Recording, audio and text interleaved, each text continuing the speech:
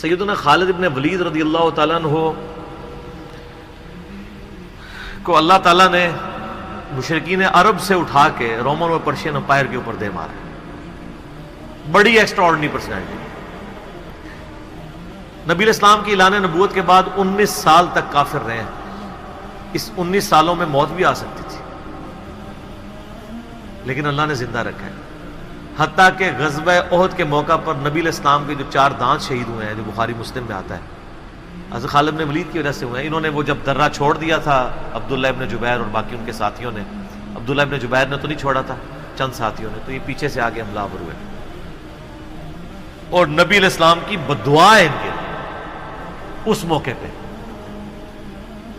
نبی علیہ السلام کی مبارک زبان سے نکل گیا, اللہ ایسی قوم کو کیسے ہدایت دے گا جنہوں نے اپنے نبی کا چہرہ خون سے رنگ دیا.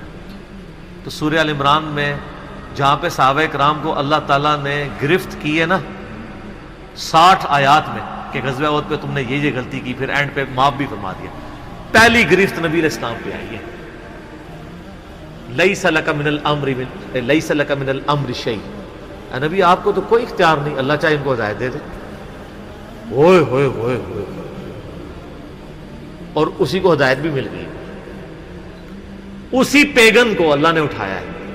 پیگن انگلش میں کہتے ہیں بت پرست. آپ گوگل پہ جا کے لکھیں حضرت خالد بن ولید کا تعارف کہ ایک عرب کا پیگن اللہ نے اٹھا کے اسے رومن اور پرشین امپائر لٹوا دیا. پھر 19 سال تو کفر میں گزرے ان کے, اسلام میں ان کے 19 سال نہیں گزرے سر, بمشکل 10-11 سال. لیکن انہوں نے اپنے 19 سالوں کے بھی سارے گناہ دھلوا دیے, جو کچھ کیا پھر اور جو کچھ اللہ نے ان سے کام لیا. یہ ایک الگ سے تلخ حقیقت ہے کہ سیدنا خالد بن ولید سے نبی علیہ السلام کے مبارک زمانے میں بھی اور بعد میں بھی بحیثیت انسان کچھ غلطیاں ہوئی ہیں, بخاری مسلم میں رپورٹ ہوئی ہیں. لیکن کسی شخص کی چند ایک غلطیوں سے اس کا پورا پلڑا ادھر کا ادھر نہیں ہو جاتا. اللہ بھی قیامت والے دن نیکیوں اور برائیوں کو تولے گا. نیکیاں زیادہ ہوں گی تو پھر اس کو یہ نہیں کہا جائے گا کہ یہ تو نے اتنی بڑی برائی کیوں کی تھی, پھر وہ پاس ہو چکا ہے.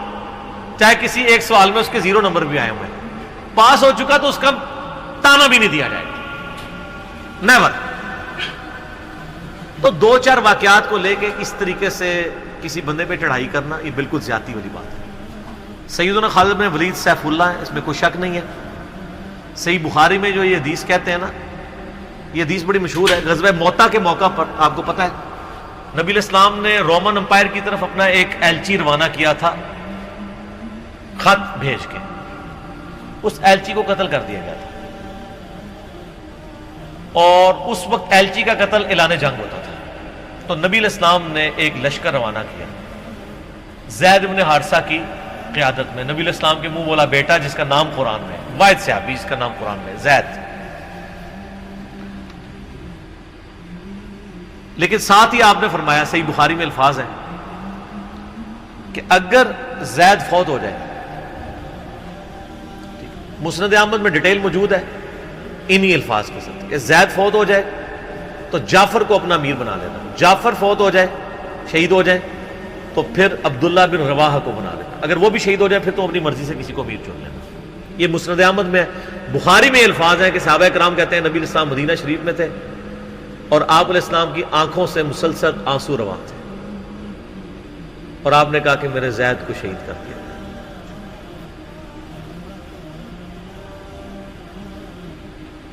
اب مسلمانوں کا پرچم جعفر نے تھام لیا. جعفر بھی حضور کے لاڈلے سے آپ کو پتہ ہے, جعفر طیار حضرت علی کے بھائی, جن کے بارے میں بخاری میں آتا ہے کہ ان کے 2 بازو کٹ گئے تھے تو آپ علیہ السلام فرمایا میں نے اسے جنت میں اڑتے ہوئے دیکھا, اللہ نے اس کو 2 پر دے دیے.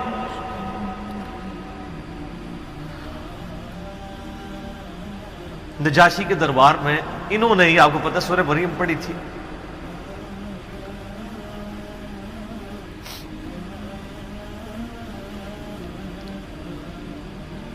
پھر آپ نے فرمایا کہ جعفر کو شہید کر دیا گیا. اب عبداللہ ابن رواحہ نے پرچم تھام لیا. پھر آپ نے فرمایا اسے بھی شہید کر دیا گیا. پھر آپ نے فرمایا اب اللہ کی تلواروں میں سے ایک تلوار کو مسلمانوں نے اپنا امیر چن لیا, اور میں اللہ سے امید کرتا ہوں اللہ تعالیٰ اس کے ہاتھ پہ فتح دے گا, اور فتح ہو بھی گئی. یہ بخاری کی جو حدیث ہے نا, اس کے اوپر امام بخاری نے باب باندھا ہے مناقب خالد ابن ولید. حالانکہ اس میں خالد ابن ولید کا نام نہیں تھا، لیکن اس حدیث کے اوپر باب کیا باندھا؟ خالد ابن ولید، کیونکہ وہ سیف اللہ وہ تھے. سیوف من سیوف اللہ، اللہ کی تلواروں میں سے ایک تلوار کے ہاتھ میں جھنڈا آ گیا، اللہ تعالیٰ فتح دے دے گا، فتح ہو گئی. اس کے 3-4 طریقے بخاری میں، باقی طریق کے اندر نہ خالد بن ولید کا نام بھی موجود ہے کہ خالد بن ولید کے ہاتھ میں اب پرچم آ گیا، اللہ نے فتح دے دی. اچھا، اور وہ فتح یہ ہوئی کہ بہت بڑا لشکر سامنے سے آ گیا تھا، حضرت خالد بن ولید اپنے لشکر کو بچا کے واپس لے آئے. یہ غزوہ موتا تھا، اور صحیح بخاری میں آتا ہے کہ 9 تلواریں حضرت خالد کے ہاتھ میں ٹوٹی تھیں اس دن. 9 تلواریں اس جنگ کے اندر. واپس آ گئے. پھر بعد میں خیر وہ ایک رومن امپائر والا پھر یرموک پہ جا کے کنکلوژن ہوئی نا.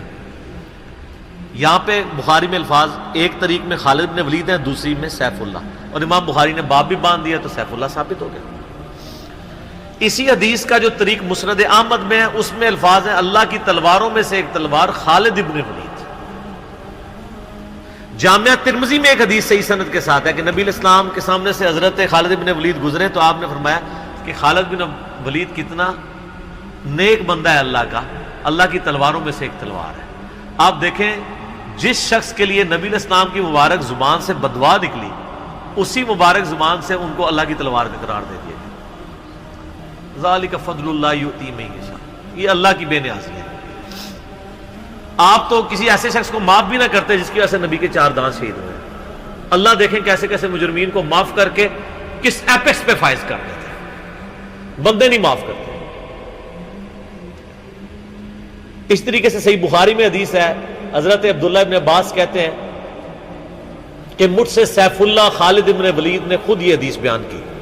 تو بخاری میں خود سیف اللہ لقب عبداللہ ابن عباس نے، کہ ایک دن حضرت خالد ابن ولید نبی علیہ السلام کی بیوی سیدہ میمونہ جو کہ میری خالہ بھی ہیں حضرت عبداللہ ابن عباس، ان کے ہاں نبی علیہ السلام کے پاس بیٹھے ہوئے تھے. تو انہوں نے بھونی ہوئی دب لا کے رکھی، عربی میں دب کہتے ہیں، دال با دب، اردو میں ہم اسے وہ گو، ویسے گو کا لفظ اپروپریٹ نہیں ہے، سانڈا لفظ ہے اصل میں، چھپکیلی سے تھوڑی سی بڑی ہوتی ہے، حلال ہے کیونکہ یہ سبزی خور ہے.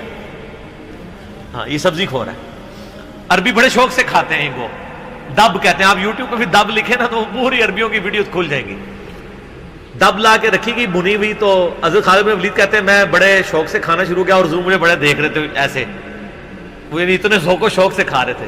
تو میں نے کہا یا رسول اللہ آپ بھی؟ تو آپ فرمایا کہ میرے علاقے کی غذا نہیں ہے، میں نہیں کھاتا، یعنی حرام. ان کا یا رسول اللہ کیا حرام ہے؟ آپ فرمایا نہیں حرام نہیں ہے، مجھے پسند نہیں. اس سے یہ بھی بات پتہ چلی کہ اگر کسی کو کوئی رزق پسند نہ ہو تو اس میں کوئی گناہ اور عیب والی بات نہیں ہے. یہاں تو کہتے ہیں جس کو کدو پسند نہیں ہے اس کی گردن اتار دو. کہنا نہ ہو قاضی ابو یوسف کی طرف ایک جھوٹا واقعہ مشہور کیا ہوا ہے.